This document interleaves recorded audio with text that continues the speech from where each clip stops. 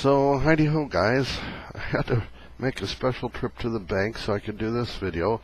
We went to the drive-up and I asked the teller if I could buy a couple of brand new $1 bills. Now these aren't brand spanking new, but they're pretty crisp and clean. Okay. And we're going to base this video on the fact that I'm poor people and these should be $100 bills instead of ones. I should have a couple of extra zeros on here. I can't even tape this on because I'm afraid of defacing money in public. But we're going to use $100 bills for our purposes instead of ones. And the reason it works is because all Federal Reserve notes are printed on essentially the same paper, which is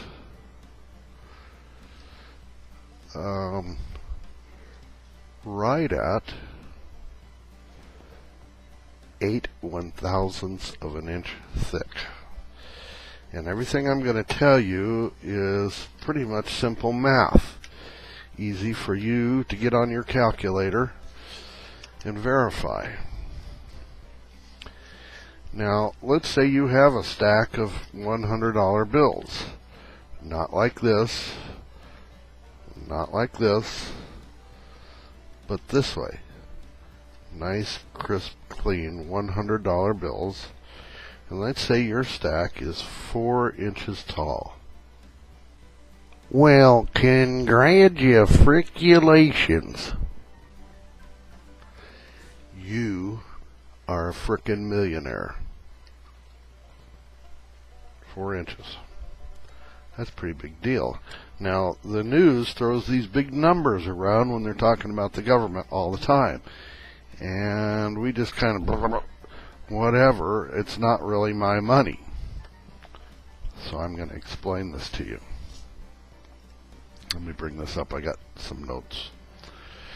If I even mention the word Illinois, some of you are already going to be typing in the comment section about those dirty, rotten, socialist, commie liberals. But Illinois' problems have to do with their pension fund and the banksters ripping off the state in good old-fashioned crony capitalist corrupt politicians. The state of Illinois gave Mitsubishi Motors $29 million to keep one factory open in Normal, Illinois. Less than 24 months later, Mitsubishi closed that factory and didn't have to pay a thing. That's a stack of $100 bills, 9.5 feet tall. Illinois has given Amazon, they've been in the news lately for buying Whole Foods. They gave Amazon a stack of $100 bills, 9.5 feet tall. Remember, you're a millionaire with 4 inches. And that's why Illinois is broke. Now, the new president wants to increase the military budget by $54 billion. They said it on the news. It's just a number, right? The Pentagon, according to the Congressional Budget Office, has lost $6.5 trillion. Not your money, right? Yeah. That's a stack of $100 bills like this. Not like this, not like this. Okay. 4,413 miles high. The President wants to give them $54 billion more a year, and Congress is looking to up that number by another $37 billion. Well, we got to have a strong military.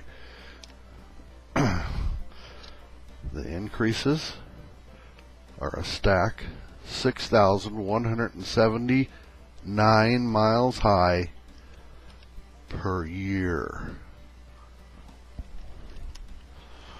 Well, all this leads to the federal budget deficit. They have to borrow all this money. And right now, today, we're coming up on $20 trillion worth of federal debt.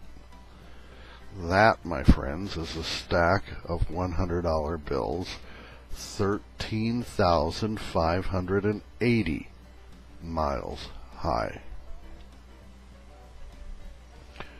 If you divide that number by the number of taxpayers in the country, your share is $166,000.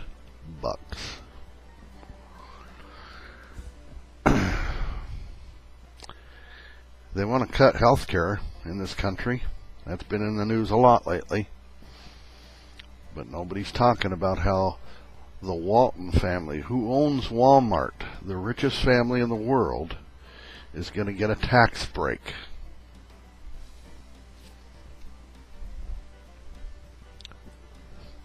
$36 miles high.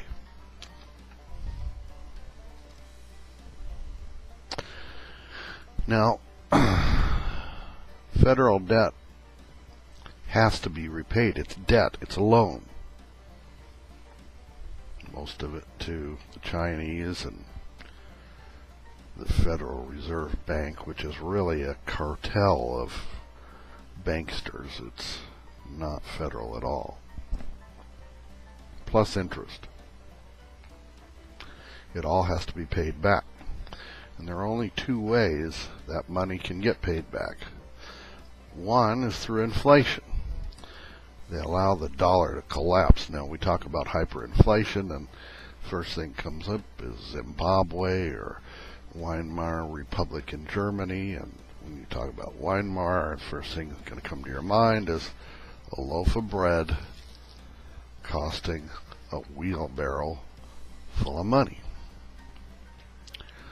Let's say it gets to the point it takes $2 million to buy a loaf of bread. The politicians love that because they borrowed all that money all this time to pay for those $5,000 hammers and $20,000 toilets and all the money the Pentagon lost. I mean, it's lost. They can't find it. They don't have receipts. They don't know where it went. They borrowed the money. But it's in X number of dollars. If they borrow $2 million worth of money for the federal budget, when this is $2 million, they only have to come up with a loaf of bread to pay off the debt. You get screwed, because by the time Friday rolls around, you get your paycheck, run to the bank, cash it, go to the grocery store, your loaf of bread, it's going to cost you $3 million. Even if your employer gave you a raise so you can buy that bread. The only other way the debt can be paid is through taxes. If you don't pay your taxes, push it far enough, all taxes are coercive. Somebody will show up at your door with a gun to take it.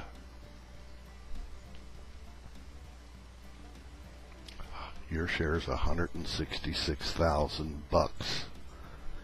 The bills due. We'll get through this.